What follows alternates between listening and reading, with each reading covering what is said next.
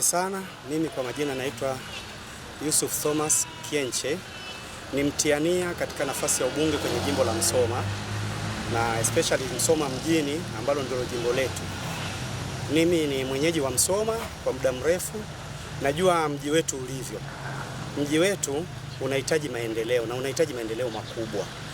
Mimi nishukuru tu kwa anayemaliza awamu yake, amejitahidi kwa namna alivyoweza, lakini mimi bado ninaona kuna uhitaji mkubwa sana. Msoma yetu bado haina sehemu nyingi ya ajira. Tunahitaji mtu ambaye sasa anaweza kusukuma maendeleo yanayoweza kwenda kwa kasi na kasi ya ajira katika mji wetu wa Msoma mjini. Especially ukijaribu kuangalia mji wetu ulikuwa una viwanda takriban zaidi ya viwanda 10. Leo hatuna hata kimoja. Tunahitaji mtu anayeweza kupushi na anaweza kwenda kusaidia katika eneo la kitaifa, kumsaidia rais wetu Mama Samia kuhakikisha kwamba wananchi wanakuwa na upeo mkubwa wa kupata hata viwanda hata viwili, ili kusudi viweze kupata watu wa kuajiriwa kwenye hivyo viwanda. Lakini pili, sisi tuko pembezoni mwa ziwa Victoria. Ukumbuke kwamba uchumi wetu mkubwa ni pamoja na hili ziwa.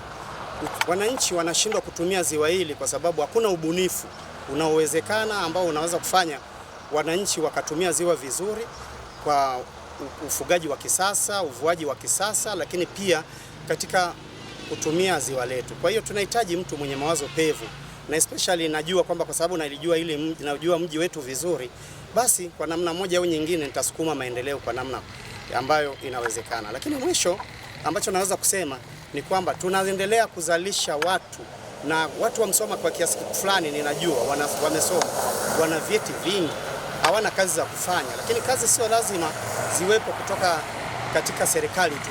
Tunahitaji mtu pekee ambaye pia anaweza kutengeneza ajira binafsi kwa watu wengi, ambao wanaweza kutafuta watu wanaweza kutengeneza ajira binafsi ambazo zinaweza kusaidia watu wa Msoma. Akina mama, maendeleo yako ni duni, vijana wanasoma wamekalia vyeti nyumbani, hawana namna yoyote ya kupata sehemu za kwenda. Kwa hiyo kwa namna moja au nyingine ninawiwa kwa kiasi kikubwa kupata dhamira kubwa ili weze kuhakikisha kwamba ninapokwenda kupata ubunge kwenye hili jimbo nihakikishe kwamba nafungua njia kuu za uchumi na vile vile kusukuma vitu ambavyo vinaweza kusababisha jimbo letu likaendelea mbele, kwa sababu jimbo letu ni jimbo ambalo sio kubwa sana, ni jimbo ambalo linahitaji mambo makubwa, lakini kwa eneo dogo ambalo linaweza kufanyika kwa haraka. Na imani nikipewa ridhaa kwa miaka 5 ijayo, mabadiliko yatakuwepo ni mara 3 ya zaidi tulivyo sasa.